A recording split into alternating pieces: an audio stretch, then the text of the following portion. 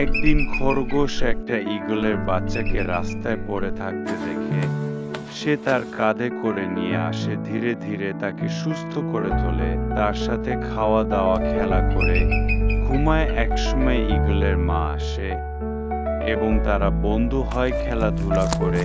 একসময় ঈগলকে খরগোশ বিদায় দিয়ে দেয়। তারপর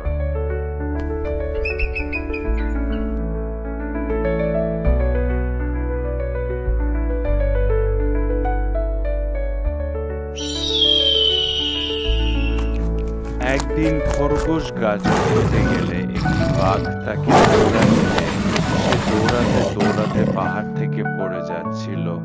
ওই সময় ঈগল তাকে বাঁচিয়ে নেয় এবং তারা বন্ধু